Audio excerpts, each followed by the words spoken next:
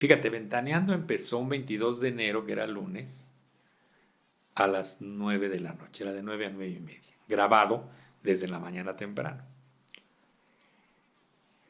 El día 28 de enero es mi cumpleaños, entonces era domingo.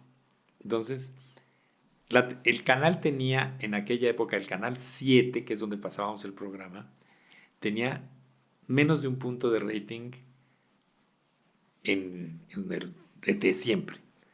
Y el día siguiente, esa semana terminamos con 3 y la siguiente semana terminamos con 6 y así fue subiendo el rating a las nubes con Ventaneando. Ese era el programa estrella Se volvió la estrella de la televisión.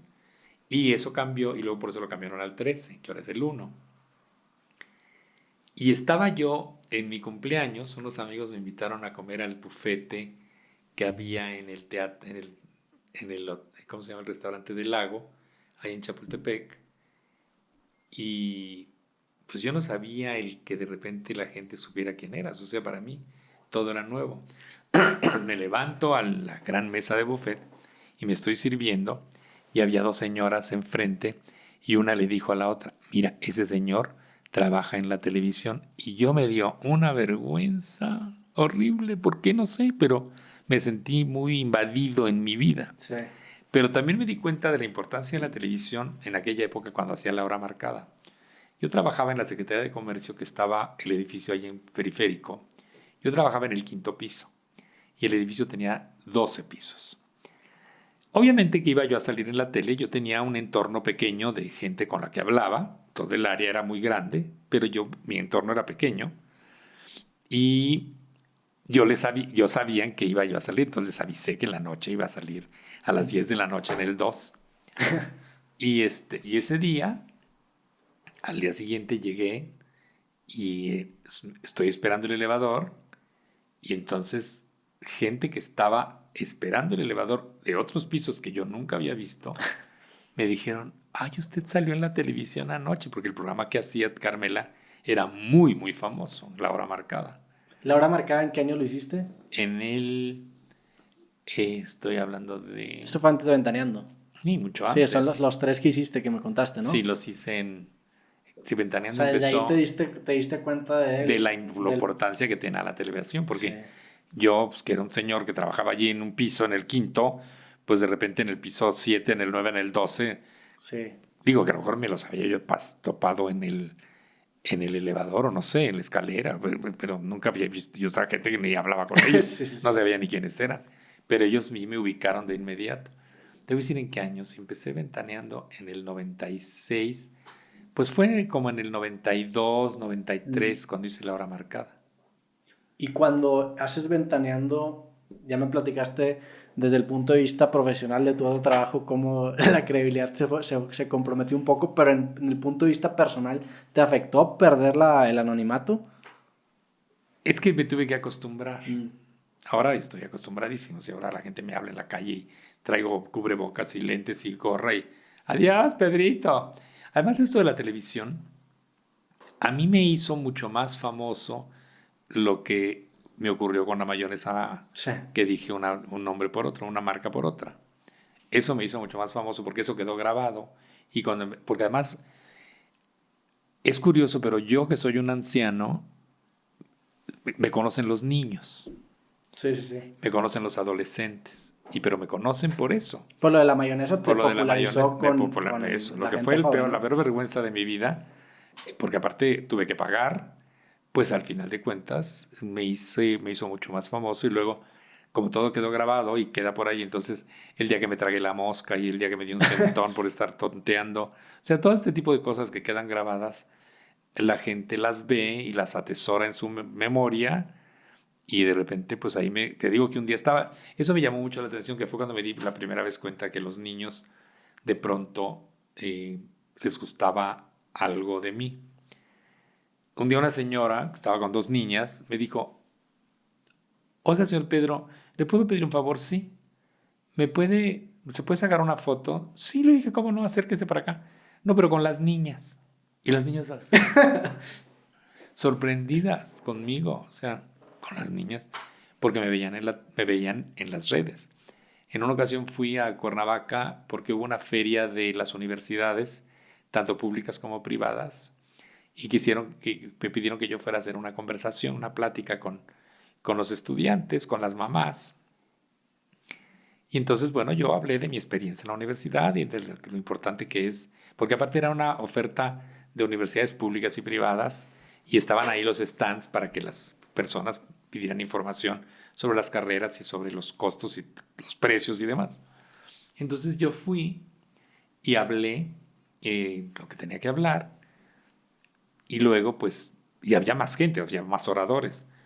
A nadie le importó ni la contabilidad ni la ley. Lo que le importaba es que querían sacarse fotos conmigo Sí, sí, sí. y eran chiquillos de secundaria y de prepa. O sea, entonces de repente las mamás, o sea, totalmente desvirtuado el propósito universitario. Sí.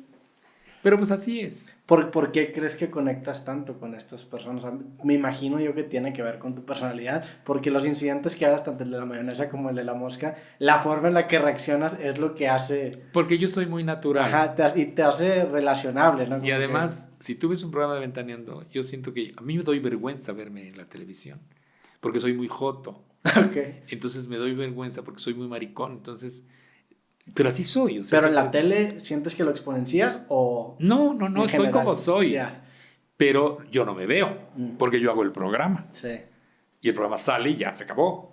Pero de repente cuando hay programas grabados, por ejemplo en diciembre, que para tomar unos días de vacaciones, grabamos los programas, no me puedo ver, porque me siento muy avergonzado de estarme viendo jotear en la televisión. ¿Y no se te ha quitado eso con los años?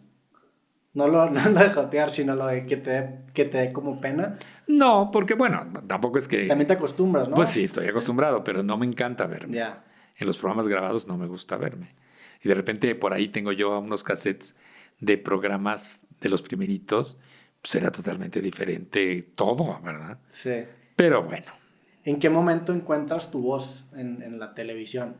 Los primeros programas, estos que me dices que ves, ¿te reconoce a ti mismo o es una versión? O sea, No. ¿en qué momento encuentras la voz que tienes hoy? Es la misma. Ok. Yo siempre he tenido voz pastosa porque cuando hacía yo teatro, a mí me hubiera gustado hacer Romeo en Romeo y Julieta, pero nunca fui, porque Romeo, aparte de que era muy juvenil, alguna vez en una obra, pusimos una obra que se llamaba Arlequinada, que era un grupo de teatro que iba a presentar Romeo y Julieta. Entonces hay pasajes de la obra de Shakespeare que se recrean en esta obra porque eran los ensayos de este grupo teatral. Entonces, el amigo que hace, aparte he tenido la suerte de que he tenido buena memoria y con 2 o 3 leídas del libreto me sé todos los personajes.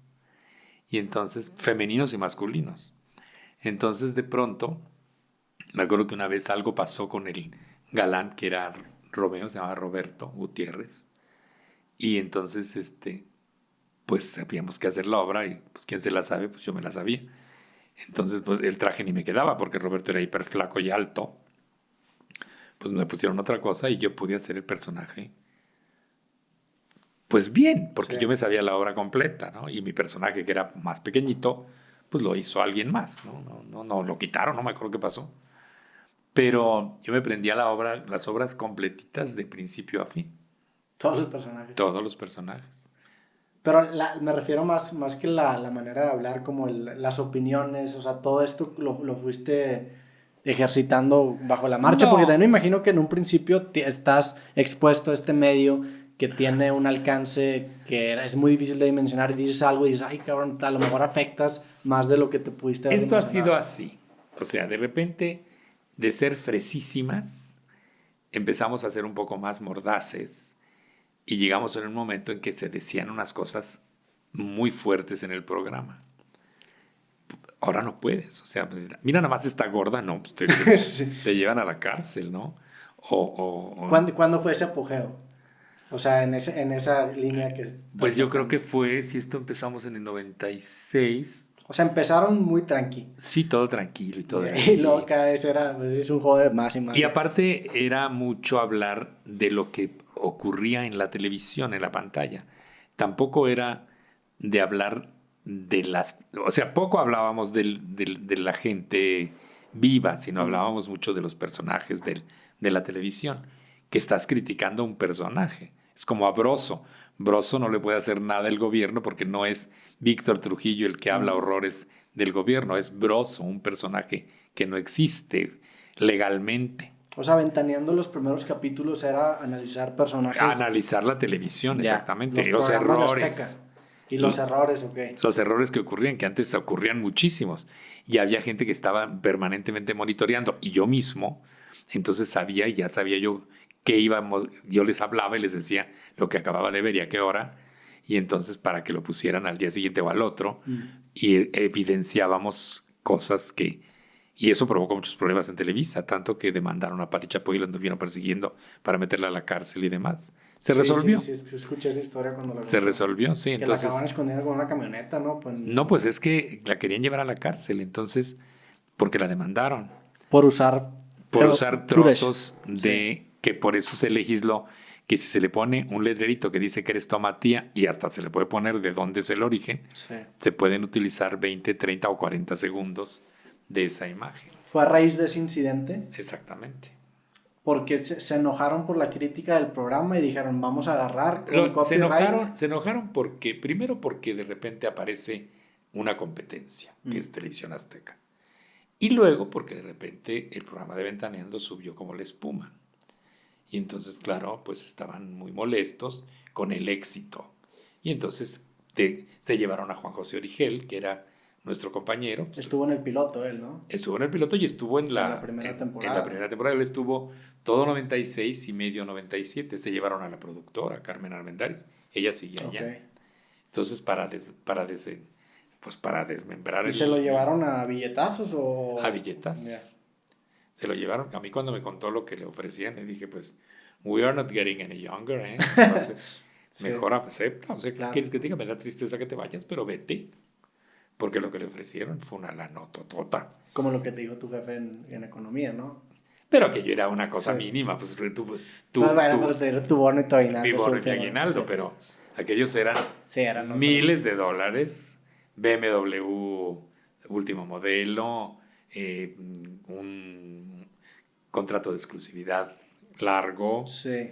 Y en ese entonces en Televisa existía un formato competencia, porque yo me acuerdo de Ventaneando cuando estaba La Oreja, que era porque como la competencia, pero eso fue 10 años después. Trataron de inventar, y si tú te fijas hay muchos programas. Ahora, cuando empezó Ventaneando, el periódico, el Excelsior, el Universal, Novedades, tenían una página de la cartelera cinematográfica y teatral.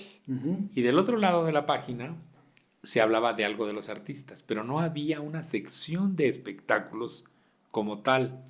Y en los programas, de revistas de espectáculos había las notitas musicales, o no me acuerdo cuál otro había, que había notas de los actores, pero historias así leves y demás. Pero no había un formato en donde se hablara de la televisión. Y todo mundo se dio cuenta de la veta de oro que era hablar de la televisión. Sí. Porque de esta forma la gente se enloqueció y ahora los noticieros, todos los canales, todos tienen un programa como Ventaneando. Sí. Que duran poquito y terminan porque nunca les va muy bien o no los aguantan o no sé. Estaba viendo justamente los programas similares y pues Ventaneando tienes del 97 hasta la fecha, ¿no? Exactamente. Y los demás duran 3, 4 años a lo mucho, ¿no? Pues cuando mucho. En Televisa han tratado y han tratado y han tratado. ¿Cuál crees que sea el secreto de por qué el programa se mantiene? Mira, yo un día en esta revista de espectáculos gringa que se llama Variety, y un día leí cuál era el chiste, cuál era el quid para que tuvieran éxito los programas de este tipo como The Gossip Show en los Estados Unidos. Y entonces decía que el formato de los conductores tenía que ser mujeres de mediana edad, guapas, muy arregladas, periodistas, y hombres gay. Okay. O sea, y es cierto, porque los hombres que no son gay no tienen chiste. Pues o sea, va de la mano con tu círculo de amigos, ¿no? No tienen chiste. O sea, no dicen las cosas. Yo veo, por ejemplo, Fabián Lavalle, en un programa que hacen, creo que en Canal 6 o en Canal 8. Fabián, que es un periodista de espectáculos de toda la vida, es muy divertido y todo. Y aunque él lo niegue, pero pues él es así, ¿no? Ujú. De repente hay otro gordito que también es gay, que no me acuerdo cómo se llama. Pero está un ex compañero nuestro que no es gay absolutamente nada. Y el pobre no tiene nada que hacer. O sea, dan opiniones. Sí. Pero no dan opiniones divertidas. No sé, es algo muy, muy Sí, peculiar. para el formato de espectáculos definitivamente se Tiene que presta ser de mucho. otra forma. Como para el formato deportivo se puede prestar otro tipo de perfil. Exactamente. Pero O sea, sí, yo por es ejemplo una no observación muy podría. válida, Bueno, claro. yo te voy a decir que algo que me divirtió mucho, cuando hubo este mundial de fútbol en Brasil, Ujú. me pidieron que participara en un, Te voy a acercar tantito el micrófono. sí, que participara en un, como en una historia que presentaban diario, que los protagonistas eran los actores, que era eh, Sage Ujú. y el Martinole Martinoli, y Luis García. Luis Sí. García y el otro, no me acuerdo cómo Jorge se Campos. llama. Jorge O Campos. Warrior, no Todos sé. estos, Sí. todos estos salían. Y entonces yo salía, había una historia que se los habían secuestrado y no sé qué tanto. Y yo salí en algunas partes y luego al final de cuentas no llegan los conductores a la hora Del programa. no, a la hora de la apertura del evento Ok. del mundial. Entonces me piden a mí que yo conduzca, que yo no tenía No. ni puta idea del fútbol, que así Sí, es, sí, sí. no la tengo. Entonces de ¿Y repente, estabas nervioso? no, Nada, dijiste, va a salir. porque yo sabía Sí. lo que tenía yo que decir. O sea, yo ya tenía la idea. Entonces, bueno, siempre es un poco de nervios porque al final de cuentas son cosas que no son las del diario. Sí. Pero fue un éxito porque yo, por ejemplo, decía, ay, qué barbaridad, este es un juego. De repente, 11 corren para allá y 11 corren para acá y luego hay las pelotas. O sea, decía, y luego de repente había como de otros países que estaban narrando. Entonces había unas africanas vestidas. Le dije, ay, qué lindo tu vestido, Vanida. O sea, cosas así que se me Sí. ocurrían, que a mí se me ocurrieron. A mí nadie me dirigió para que yo los hiciera. Y fue un éxito brutal. Sí. Fue un éxito. Entonces, pues yo soy así. Digo, similar, o sea, es que esa personalidad que tienes es una personalidad entretenida y es, o sea, similar, por ejemplo, a tu canal de YouTube, que no tienes a lo mejor experiencia en YouTube, pero subes videos y son entretenidos. Y la gente le gusta. Yo cuando empecé a hacer YouTube, un compañero de trabajo me dijo que no duren más de 3 minutos. Ay, hice unos que duraban Sí. 1 hora, ¿verdad? Y la gente los veía completos. Porque yo me divertía mucho diciendo cosas. Y luego Daniel, este Ujú. compañero que me acompaña, que creo que ya te conocía, Sí, ya lo conocí. Daniel, que tiene tiene una en la mente, le hierven las ideas. Entonces, yo desarrollaba el programa, desarrollaba mi texto, mi opinión, lo que yo tenía que decir. Y el chavo, que había uno que me tomaba con la cámara, era muy profesional todo. Y de repente yo ya terminaba, y entonces Daniel me dice, te faltó ta, ta, ta. Entonces yo empezaba yo a establecer estas partes que me faltaban y luego ya nada más se intercalaba Sí, lo metí en la en la edición, sí. Pero él, con el que estoy haciendo ahorita el TikTok y vamos a hacer otra vez el YouTube, tiene esta habilidad de la... Mira, por ejemplo, lo del tío Pedrito, creo que él fue el Sí. que lo inventó, porque yo era Pedrito, porque además Pedrito soy porque Juan José Origel a todo mundo le dice en diminutivo. Entonces yo empecé ventaneando con él y yo soy Pedrito y Marta Figueroa era Martita. Pati no podía ser Patita porque ya Pati es el diminutivo Sí. de Patricia. Entonces Pedrito y Pedrito y Pedrito y así ya se me quedó. Pero lo del tío Pedrito, porque ahora ya estoy mayor, Sí, fue. es el que se le ocurrió. Y las cosas que hacemos se le ocurren a él.